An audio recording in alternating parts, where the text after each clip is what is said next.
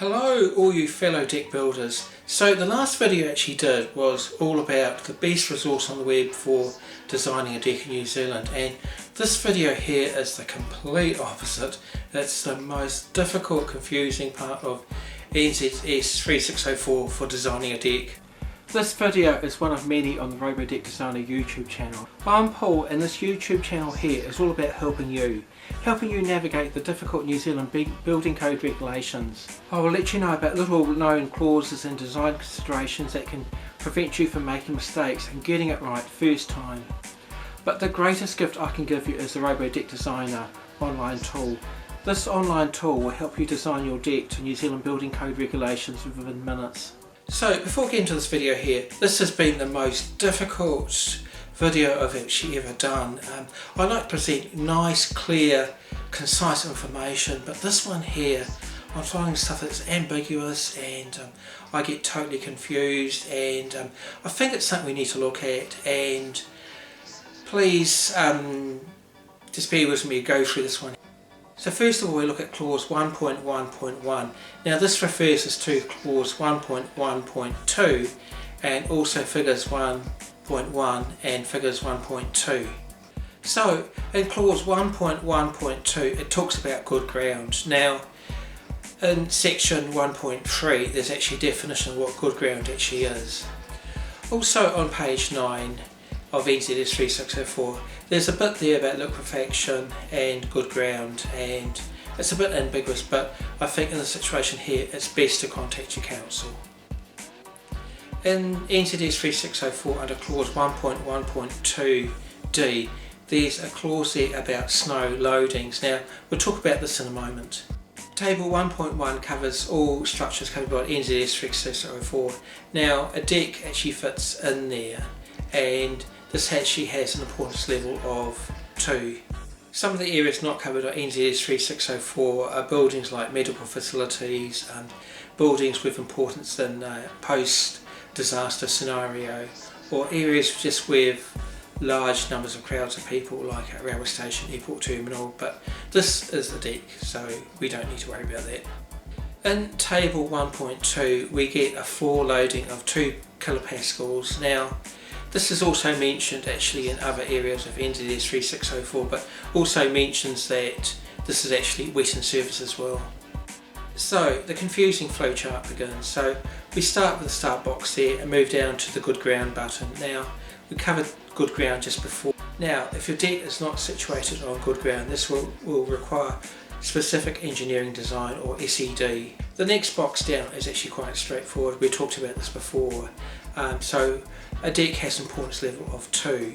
Now this is where things get hard. So we turn up at the box where it says a maximum of 1.5 kilopascal floor load. Now as mentioned before, the table said we've got a 2 kilopascal floor load, so obviously 2 is greater than 1.5, so we move over to the box to the right there. So this takes us to section 14 of NZS 3604, and in table 14.1 this gives us some bracing values. But these bracing units here are different from that actually specified in the decking supplement from BRANZ. Now this refers to table 5.8, and that flowchart we just looked at before refers to table 14.1. So you know, it's confusing. Yeah, I don't know what I can say.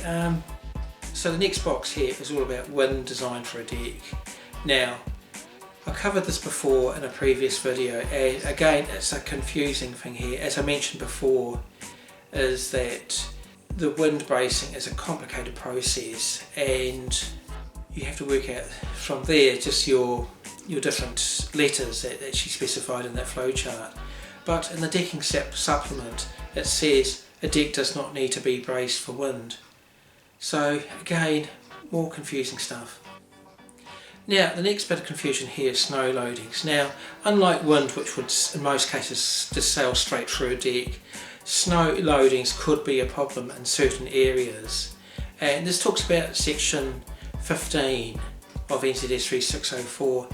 But when I look at the tables there, it talks about lintels, it talks about rafters and purlins on their side, but there's no mention about decks or joists or bearers for a deck, and it's again confusing. Now some of those snow loading maps there are certain areas in the country which are above the threshold, which would require specific engineering design. Now this is only just a handful of locations like Omarama, Twizel, Arrowtown, and there could be a few other little small places like that. So my interpretation on that is that if you're actually building a deck in those areas there, then I think you really do need to contact the council just to confirm that with them that specific engineering design is actually required, because it is actually another ambiguous